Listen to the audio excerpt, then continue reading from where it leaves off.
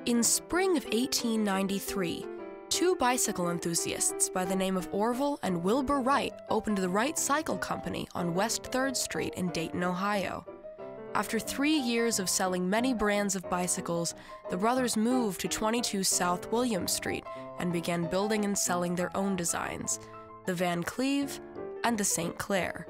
Little did they know that in a few short years, they would invent and build the world's first successful airplane. Manufacturing bicycles helped the Wright brothers obtain the skills necessary for aeronautical design. The bicycle influenced their belief that an unstable vehicle like a flying machine could be controlled with balance and practice. At the turn of the century, they began designing and testing kites. The kite the Wrights designed in 1899 used ropes and control sticks on the ground. The kite had a 5-foot wingspan, and the brothers discovered that when the wings were warped or twisted, one end of the wings produced more lift and the other end less lift, allowing the kite to tilt or bank, similar to the way birds glide on the wind. In 1900, the brothers traveled to Kitty Hawk, North Carolina to begin their manned gliding experiments. Kitty Hawk offered mid-Atlantic coast breezes that were optimal for flying.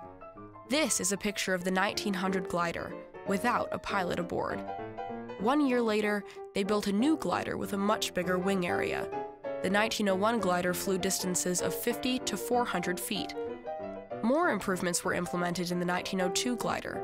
The Wrights achieved 3-axis control, wing warping for lateral motion, elevator for up and down, and a rear rudder for side to side.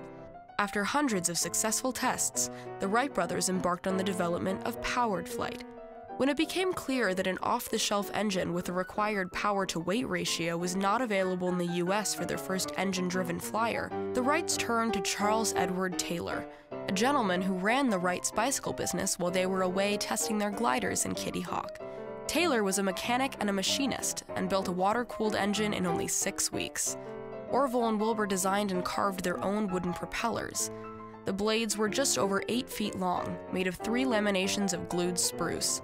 A manufacturer of heavy-duty automobile chains supplied the propeller's drive chains, resembling those of bicycles.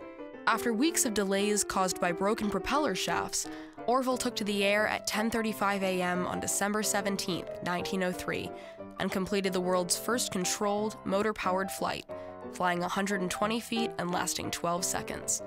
The next 2 flights covered approximately 175 and 200 feet at an altitude of 10 feet above the ground. Orville Wright made an account of the final flight of the day. Wilbur started the 4th and last flight at just about 12 o'clock.